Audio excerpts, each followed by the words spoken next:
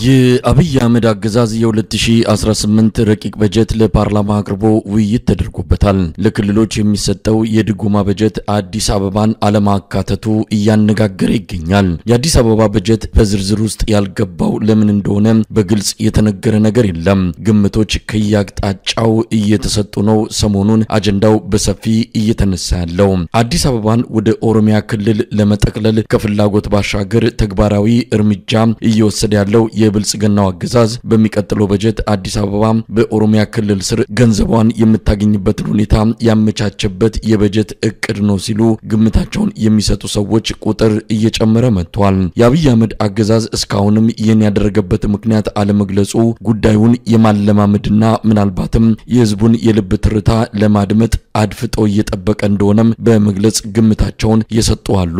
ሆነም ቀረም የ1.93 ትሪሊየን በጀት ቀመር ተዘጋጅቶ ለምክር ቤቱ ቀርቧል። 28 በመቶ የበጀቱ ክፍል ለዕዳ መክፈያ እንደሚሆን ተመላክቷል። ከዕዳ ወደ ምንዳ የሚል መፈክር ሲያስተጋባ የከረመው ብልጽግና የበጀቱን አብዛኛውን ክፍል ለዕዳ መመደቡ መፈክሩ ባዶ መፈክር እንደሆነ የተጋለጠበት ሆኖ ነው እየተነሳ ያለው። በጀቱ ለጤናና ትምህርት የሰጠው ትኩረትም ከ2017 ዓመተ ምህረት ያነሰ እንደሆነም ተስተውሏል። ለመከላከያ ከፍ ያለ በጀት የተመደበ ሲሆን ዘንድሮም ጦርነት ያገሪቱን ሀብት ሊቀረጥፍ እንደሚችል ያመላከተ ረቂቅ በጀት እንደሆነም እየተገለጸ ነው። የኢትዮጵያ ሕዝብ በገዢው ብልጽግና በኩል የሚቀርብለት መድኃኒት ሳይሆን ጥይት እንደሚሆን ነው የ2018 ረቂቅ በጀት ያረጋገጠው። ለመሆኑ የ2018ቱ ረቂቅ የበጀት ቀመር በኢኮኖሚ ባለሙያዎች እንዴት ይታያል በሚል ጥያቄ ይዘን ወደ ፕሮፌሰር ተሾመ አበበ ዘንድ ስልክ ደወልን። ፕሮፌሰር ተሾመ አበበ በኢስተርን ኢሊኖይስ ዩኒቨርሲቲ የኢኮኖሚክስ መምህር ናቸው። አጭር ቆይታ አድርገናል። መልካም ጊዜ።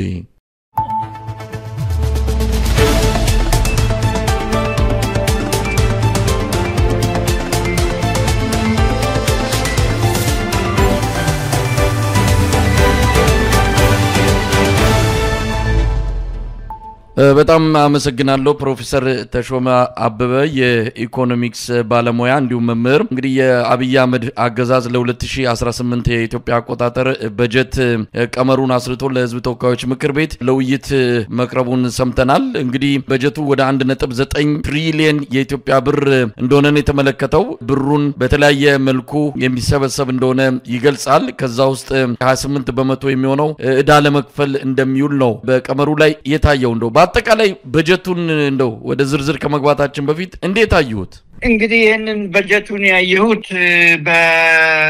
በዋነኛ አንደኛ የኢኮኖሚው ብልሹነት የቀጠለ መሆኑን እንዴት ብትለኝ አለመረጋጋቱን የሚያሳይ መሆኑ፣ ሁለተኛ ኢኮኖሚው ማምረት አለመቻሉንና አሁን የሚመረተው በቂ አለመሆኑን የሚያሳይ ነው። ከዛ ደግሞ የኢትዮጵያ ሕዝብ የሚያውቀው አሁን ግልጽ ብሎ የመጣለት የዋጋ ንረትና የዲቫሉዌሽን ጉዳይ የሚጎዳው ህዝቡን ብቻ ሳይሆን መንግስትንም እንደሚጎዳ ነው የሚያሳየው በጀቱ። ምክንያቱም በጀቱ 2 እጥፍ በላይ ካለፈው አመት የበለጠ ነውና በዛ ጉዳይ ላይ ትንሽ መግለጫ መስጠት እንችላለን። እነኚህን ነው የሚጠቁመው። ምናልባት የ6 ቢሊዮን ዶላር ቅናሽ ያሳይቷል ካለፈው አመት አንፃር ሲታይ። በብር ሲገለጽ ቁጥሩ ከፍ ያለ ሊመስል ይችላል እንጂ ያው የብር የመመንዘር አቅሙ ከመዳከሙ ጋር ተያይዞ እንደውም በፊት ከነበረው የበለጠ ዝቅ ያለ በጀት እንደተመደበ የሚገልጹ ባለሙያዎች አሉ። የአብይ አህመድ አገዛዝ ትልልቅ ቁጥሮችን በመጥራት ህብረተሰቡን ለማደናገር እየሞከረ ነው። ትልቅ በጀት መድበናል የሚል ውስጡን በደንብ ለሚመረምር ግን የበለጠ ሀገሪቱ አደጋ ውስጥ እየገባች እንዳለ የሚያሳይ መሆኑን ነው የተመለከትነው። አንዳንድ ነገሮችን እናንሳ። 28 በመቶ ዕዳ ነው የሚከፈለው ከተመደበው የ2018 በጀት ላይ። አጠቃላይ ኢትዮጵያ ልትጠቀምባቸው ካሰበቻቸው የተለያዩ ወጪዎች ከፍተኛውን ቁጥር የሚይዘው ዕዳ መክፈል እንደሆነ ነው የተረዳ ነው። ፕሮፌሰር ተሾመ እንግዲህ ይሄንን ነገር በትክክሉ ለማስረዳት አንደኛ በጀት ሲቀመጥ 1.93 ትሪሊየን በጀት ሲቀመጥ ይሄ ፕላን ነው። ፕላን ነው እንጂ አክሽን አይደለም ወይንም ደግሞ ይሄንን በእውነትም ይሄን ያደርጉታል ማለት አይደለም ይሄ ለፓርላማ ለእንደኛ አይነቱ ለሚከታተለው አድርገናል ብለው ለማሳየት ያስቀመጡት ነው ለምሳሌ ልበል ለትምህርት 7.2% አስቀምጠናል ይላሉ ያንን ያህል ትምህርት ላይ አያስቀምጡም ለጤናም እንዳልከው 3.8 አስቀምጠናል ብለዋል ያንን ያህል የሚያጠፉ አይደለም አይሆንም ይሄ ፕላን ነው አክሽን አይደለም ሁለተኛ ካለው በጀት በሙሉ በጣም የሚገርመውና በጣም የሚያስደነግጠው ከጠቅላላው በጀት 30% ለ37% ገደማ ያህል ለብድርና ለወለድ የሚከፈል መሆኑ በጣም የሚያስገርም ነው በጣም የሚያሳዝን ነው ይሄንን በማንሳት ነው በፊትም ስንቃወመው በዚህም ጉዳይ ላይ ስንነጋገር የነበረው ወደፊት ብድር አያገኝም ይሄንን 30%ን ያህል ካልከፈለ የተስማሙም ስለሆነ ንግግር ስለጀመሩ ማለት ነው ከውጪ ከግል አበዳሪዎች ጋራ ያ ካልተከፈለ ወደፊት የሚስማሙበት ነገር ላይኖር ይችላል ከዚያም በላይ ደግሞ ካሁን በፊት እንደተነጋገርነው ተበድሮ ለኮሪዶር ልማት የሚያደርገው ገንዘብ አሁን በጀቱን አገር ላይ ለህዝብ ጥቅም ግዴታ ማውጣት ላይ የሚገባውን እየደከመበት እና እየቀነሰ መሄዱን የሚያሳይ በጀት ነው እና የህዝብ ጉዳት ብቻ ሳይሆን መንግስትም ራሱ የበጀት እጥረት ይኖርብኛል ብሎ መስክሯል የበጀት እጥረቱም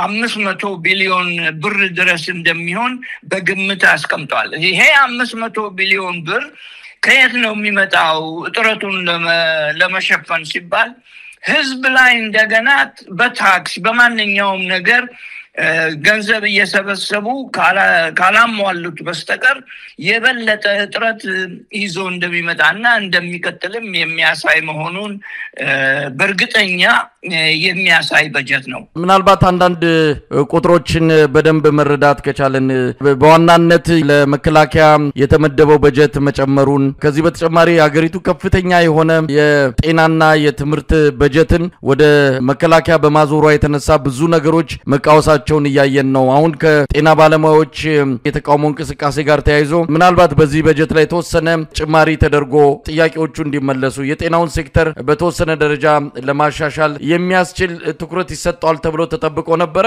እንደውም የቀነሰ ሁኔታ ነው የታየው በዶላር ሲቀመጥ ከ400 ሚሊዮን ዶላር እዛ አካባቢ ነው ለጤናው የተበጀተው ምናልባትም አንድ ደህና የሕክምና መሳሪያ እንኳን መግዛት የሚችል እንደሆነ ነው የሚነገረውና ለአንድ ሀገር 120 ሚሊዮን ላለ ህዝብ 400 ሚሊዮን ዶላር የጤና በጀት በጣም አሳፋሪ እንደሆነ ነው የሚታወቀው እንግዲህ ኢትዮጵያም የተስማማችበት ከአጠቃላይ አመታዊ ገበያዋ 15% ለጤናው ዘርፍ ለመመደብ ፊርማ ማኖሯን እናስታውሳለንና አሁን ትንሽ ከፍ አድርጋ እንኳን 5% ማድረስ ሳትችል የበለጠ የጤናው በጀት እየቀነሰ መምጣቱ በጣም አሳዛኝ ሆኖ እየተጠቀሰ ይገኛልና እንደው እዚህ ላይ ምን ማለት ይቻላል እዚህ ላይ ማለት የሚቻለው የመንግስት ቅደም ተከተል አስፈላጊነቱን አለማወቁን ከዚያም በላይ ደግሞ የሚጠቀምበት ዘዴ ማስረጃም ቢኖረውም የራሱን ማስረጃና የራሱን ዓላማ የማይከተል መሆኑን የሚያሳይ ነው ለምሳሌ በጤና ይሄናል 3.8 ወይንም ቀረብ ያለ መድበናል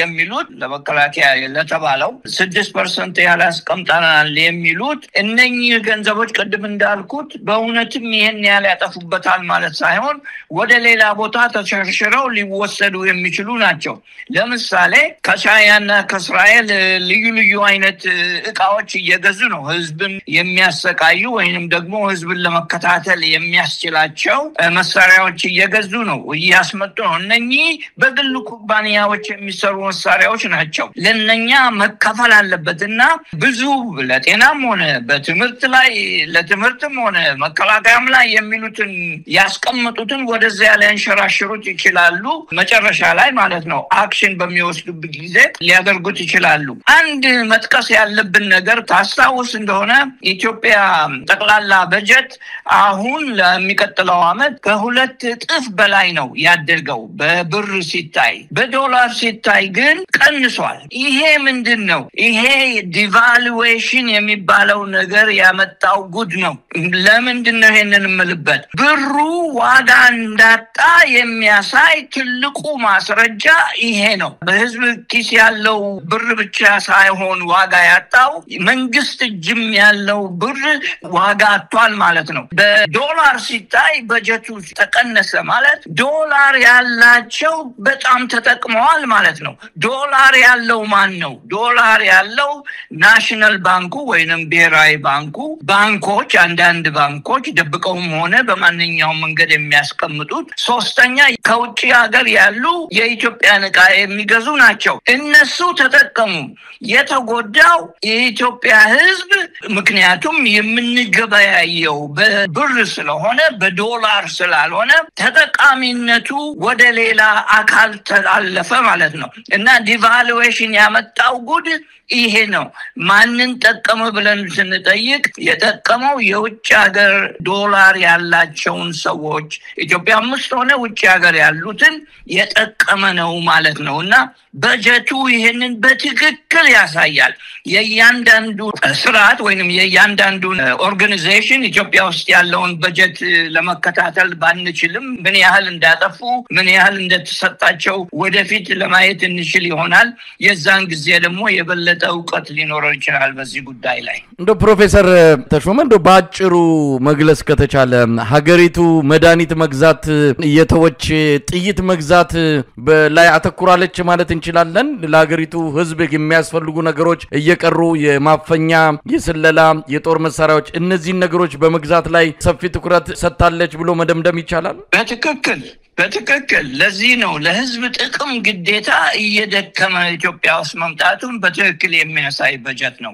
ለህዝብ ጥቅም መኖር ያለበት ጥይት ለህዝብ ጥቅም ላይ አይውልም ከዚያም በላይ ደግሞ የሚሰራው ስራ ወደፊት ሀብትን የሚያባዛ አይደለም ሀብትን አሁን የሚበላ እንጂ ወደፊት ሀብትን የሚፈጥር አይደለምና እነኚህ ነገሮች ወደፊት ከፍተኛ ጉዳት ይዘው እንደሚመጡ ምንም ጥርጣሬ የለውም በአሁኑ አያያዝ ምናልባት እንደው መረጃው ሊኖሮት ይችላል የብሔራዊ ባንክ ገዢ አቶ ማሞ ምረቱ እዚህ በመጡ ጊዜ ያቀረቡት ሪፖርት አለ መሬት ላይ የሚታይ አይደለም እንግዲህ እንደ ባለሙያ እርሶ እንዴት ይመለከቱታል የሚለው ነው በዚህ በተባለው የማክሮ ኢኮኖሚ ማሻሻያ ሀገር በቀል ማሻሻያ መሰረት ብዙ ነገሮች ለውጥ መጥተዋል ሀገሪቱ መቆም እየቻለች ነው 13% ወርዷል የዋጋ ግሽበቱ የሚልም ነገር ተነስቷልና አቶ ማሞ ምረቱ የቀረበው ስለ ኢትዮጵያ ኢኮኖሚ ነው አሁን ኢትዮጵያ ስላለችበት ሁኔታ ነው ብሎ መግለጽ ይቻላል ወይስ እነዚህንም ዓለም አቀፍ ተቋማት በተሳሳተ መረጃ ያወናበዱ ናቸው ማለት እንችላለን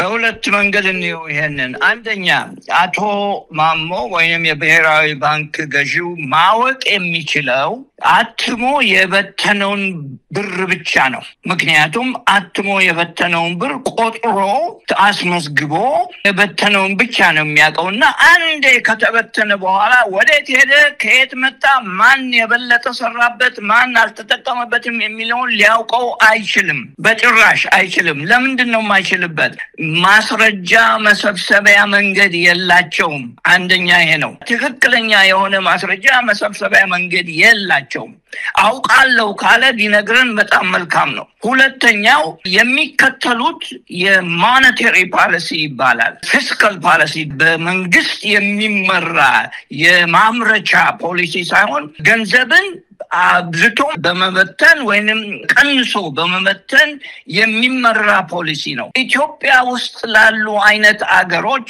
እንደዚህ አይነቱ አይሰራም በትክክል አይሰራም ለምንድነው የህዝቡ ጥያቄና የህዝቡ የሚጠብቀው ኤክስፔክት የሚያደርገውና ባንኮችና ከባንክ ጋር የተያያዙ ግለሰቦች ወይንም ድርጅቶች የሚያደርጉትን ህዝቡ ለማወቅ ስለማይችል ነው በዚህ የተነሳ ሞኔታሪ ፖሊሲ ብዙ ብዙውን ጊዜ በጣም ጥሩ ውጤት አያመጣም እንደ ኢትዮጵያ ላሉ ሀገሮች። ስለዚህ እዚህ መጥቶ የሚናገረው ለውጭ ሀገር ወሳኞች፣ ገንዘብ አበዳሪዎች እና ሌሎችም ጠቃሚነት ያለው ነው እንጂ በኢትዮጵያ ውስጥ በእውነት ያ የተሳካ ነው ለማለት በጣም ያስቸግራል። ለምን? ማስረጃው የላቸውም። ማስረጃውን ሊያውቅ አይችልም።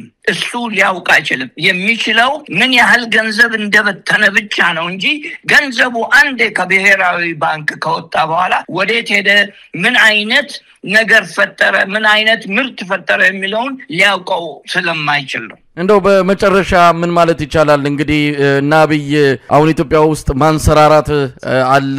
ይሄ ማንሰራራት 2-3 አመት ቢደገም ደግሞ መከራ የሚባል ኢትዮጵያ ውስጥ ይጠፋል እያሉ ነው። እንደው በዚህ ደረጃ አንድ የሀገር የሚመራ ገዢ ፓርቲና ህዝቡ በዚህ ያህል ርቀት እንዴት ነው በአንድ ሀገር ውስጥ መኖር የሚችሉት? አንድ ላይ ሆነው ግን ተለያይተው የሚኖሩበት ሁኔታ ነው ያለው። ናብይ ሌላ ዓለም ውስጥ፣ ሌላ ደሴት ውስጥ፣ ሌላ ዳመና ውስጥ ነው ያሉት። የኢትዮጵያ ህዝብ ግን እያንዳንዷ ቀን የመከራ ሆናበታለችና በዚህ ደረጃ መግለጽ የፈለጉት ለምንድን ነው? በዓለም ታሪክ እንዲህ አይነት አገዛዝ እና ያለን እኮ ሌሎች ሀገራትም የተወሰነ ችግር ሲኖር እሱን ችግሩን አምነው ግን ለመፍትሄ ሲተጉ እና ለየትኛውም አገዛዝ በእንደዚህ አይነት ደረጃ የህዝቡን ሁኔታ በማይገልጽ መልኩ ስኬት አገኘው ሊል የሚችልበት ሁኔታ ታይቶም ተሰምቶም አይታወቅምና ለእንደናንተ አይነት የኢኮኖሚ ባለሙያ ይሄ ነገር እንግዳ አልሆነባችሁ? እንግዳም ብቻ ሳይሆን ማስረጃ ሊኖረን ይችላል። በጥሩ ላስተዋለው ሰው ማስረጃው ምንድነው?